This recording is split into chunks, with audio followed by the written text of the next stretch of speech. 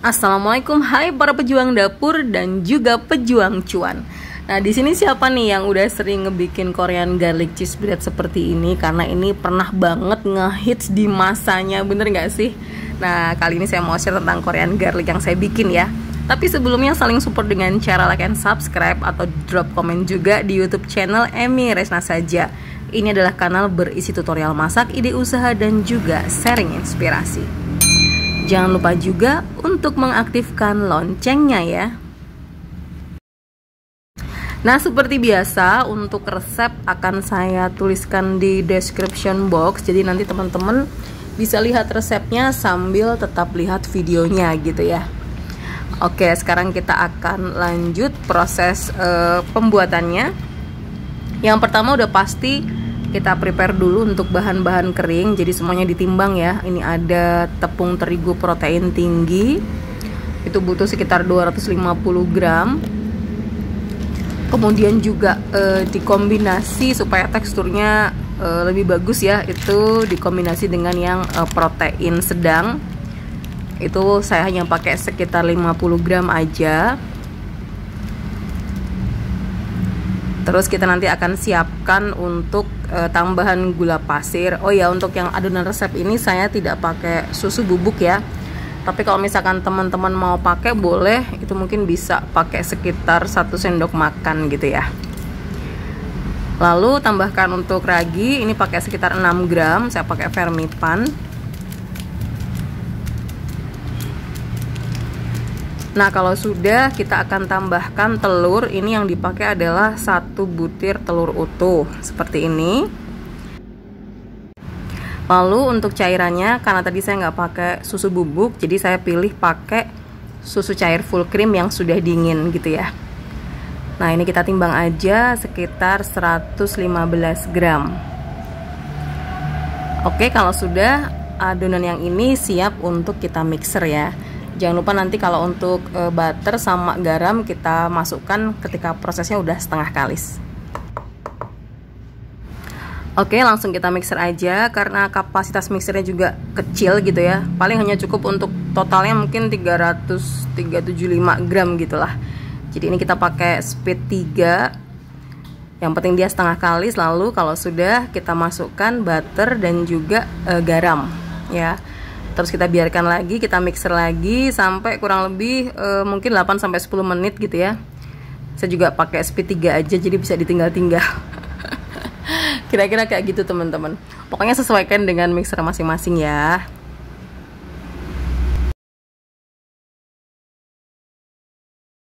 Oke, kita tunggu sampai adonannya jadi kalis elastis ya. Nanti kalau sudah, kita langsung akan timbangin. Ini saya pakai berat adonan sekitar 45 gram.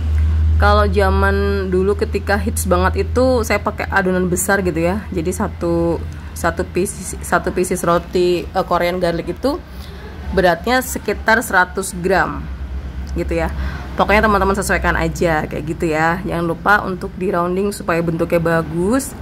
Ini juga saya hanya pakai sekali proses aja, bukan yang bolak-balik rounding atau digiles rounding gitu, enggak. Jadi benar-benar hanya kayak gini aja, terus didiemin sampai nanti dia agak ngembang baru di oven. Sesimpel itu gitu ya. Nah, ini lanjutkan aja, tetap dibulet-buletin gitu ya sampai dia jadi cantik kayak gitu.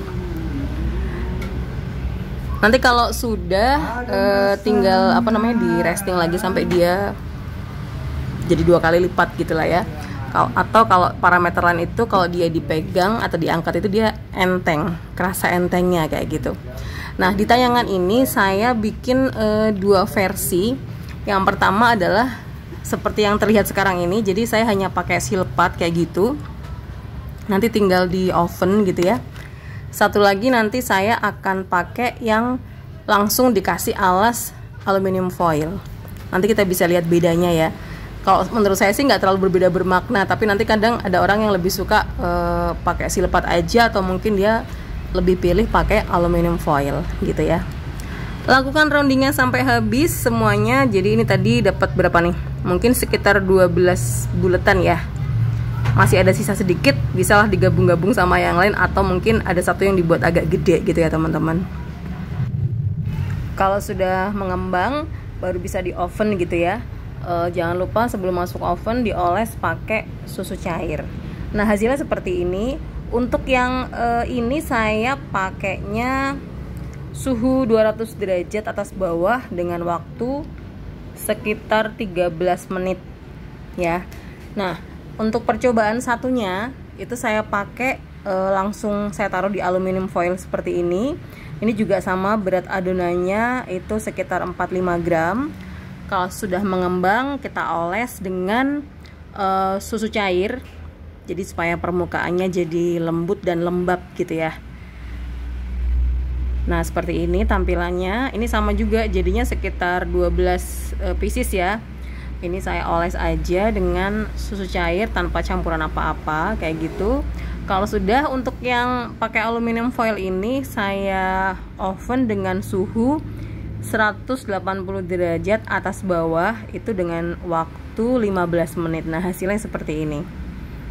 Cakep ya, cakep semua sih sebenarnya. Tinggal teman-teman sesuaikan dengan karakter oven masing-masing kayak gitu ya. Nah, sekarang kita udah siap untuk lanjut ke proses selanjutnya, yaitu membuat isian. Untuk isiannya ini saya pakai filling dari cream cheese gitu ya. Ini bahannya adalah cream cheese digabung sama di mixer gitu maksud saya, dengan fresh cream dan juga keju cheddar. Untuk olesannya saya pakai campuran 1 telur utuh, bawang dan juga butter, serta ditambahin pakai irisan parsley segar. Nah, sekarang kita eksekusi. Nah, ini untuk finishingnya. Jadi setiap roti itu saya guntingin kayak gini. Saya bagi jadi sekitar 6 bagian gitu ya, 6 irisan. Lebih enak pakai gunting sih, tapi kalau misalkan teman-teman nyaman pakai pisau roti juga boleh gitu ya. Nah, kalau sudah, pinggir-pinggirnya tuh sisipin di sela-selanya gitu ya. Sisipin pakai smoked beef iris boleh, kalau misalkan di skip juga nggak apa-apa. Terus saya tambahin juga melting cheddar gitu ya. Nah, baru kita semprotkan pakai piping bag yang tadi filling cream cheese-nya tadi gitu kan. Diratain aja supaya bisa ada di antara sisipan irisan roti gitu ya. Terus kalau udah di tahap ini kita bisa tambahkan olesan yang tadi yang saya bilang ada garlic butter. Nah, ini dia. Ini pakai parsley segar itu karena aromanya lebih enak dan jatuh warnanya tuh, warna si daun itu ketika nanti keluar dari oven tuh masih cantik banget gitu ya. Jadi hanya untuk lebih ke aspek yang lebih estetis kayak gitulah. Nah, ini tinggal disisip-sisipin aja. Kalau pinggirnya bisa sih teman-teman lebih enak pakai kuas gitu ya. Ini kan ceritanya mau ngasih satu contoh gitu. Aslinya saya pakai kuas langsung, biasanya lebih gampang. Pokoknya dia dibikin kayak model apa sih, biar si aroma garlicnya nih bisa ada di antara irisan-irisan rotinya. Nah, kayak gini pokoknya diratain aja. Terus bisa dikasih topping cheddar parut, bisa juga di skip, gak ada masalah. Habis itu di oven saya pakai suhu 180 derajat atas bawah selama kurang lebih 13 menitan gitu ya. Nah, ini dia hasilnya. Kalau aroma tuh bisa di capture gitu, bisa diceritain enak banget gitu ya. Tapi kan nggak bisa, jadi hanya bisa dilihatin sama dibayangin gitu ya. Nah, ini dia, saya suka tekstur akhirnya itu, pinggir-pinggirnya itu jadinya kayak crunchy gitu ya. Tapi tetap kalau misalkan kita potek itu dalamnya tetap moist, terus ada rasanya tuh jadi kayak gurih enak gitulah. Gimana ceritanya ya, pokoknya gurih enak kayak gitu. Nah, ini dia Korean garlic cheese bread versi saya. Silahkan kalau teman-teman pengen mencoba, atau mungkin ada metode-metode lain atau mungkin cara-cara lain, resep lain, boleh banget di share di komen ya. Terima kasih dan wassalamualaikum warahmatullahi wabarakatuh.